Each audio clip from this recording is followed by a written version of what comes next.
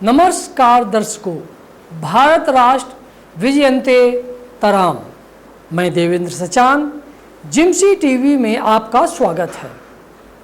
आज मैं भारत के वैदिक ग्रंथों, वेद, वेदांग और उपांग आदि पर बात करेंगे। भारत के इस पौराणिक ज्ञान को भारत के जनमानस तक पहुंचाने का यह मेरा एक छोटा सा प्रयास है।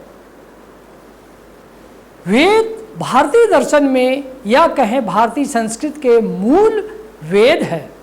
वेद शब्द संस्कृत के विद धातु से बना है। इसका अर्थ होता है जानना अथवा विशुद्ध ज्ञान।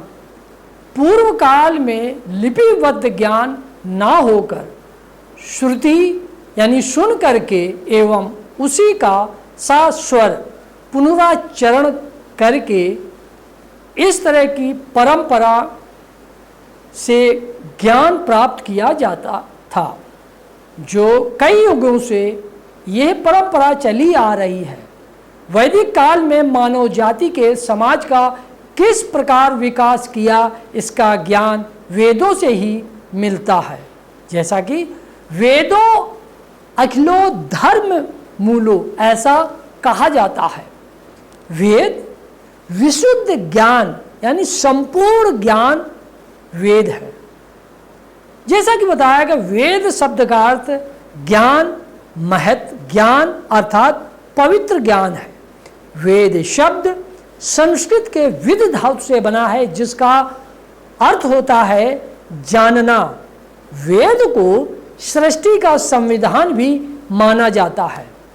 वेद प्राचीन भारत के पवित्र साहित्य है, जो सनातनियों के प्राचीनतम और आधारभूत ग्रंथ भी है।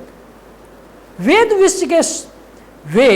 विश्व के सबसे प्राचीन वैदिक वाङ्मय भी है।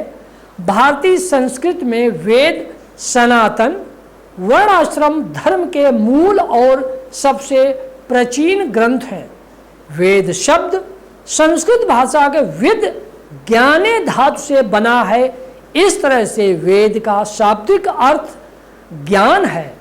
इसी धातु से विदित मतलब जाना हुआ, विद्या ज्ञान, विद्वान मतलब ज्ञानी जैसे शब्द आए हैं।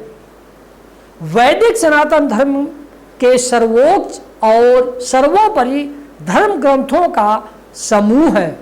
श्रुति का शाब्दिक अर्थ सुना हुआ यानी ईश्वर की वाणी, जो प्राचीन काल में ऋषियों द्वारा सुनी गई थी और शिष्यों द्वारा सुनकर जगत में फैलाई गई। इस दिव्य स्रोत के कारण इन्हें धर्म का सबसे महत्वपूर्ण माना है।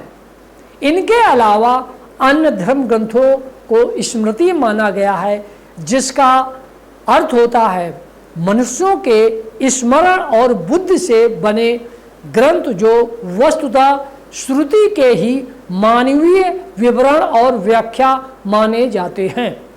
श्रुति स्मृति में कोई भी विवाद होने पर श्रुति को ही मान्यता मिलती है, स्मृति को नहीं। स्मृति में 4 वेद हैं। अब ये मैं आगे के भाग में आपको इसकी पूरी जानकारी आपको दूंगा। तब तक के लिए नमस्कार।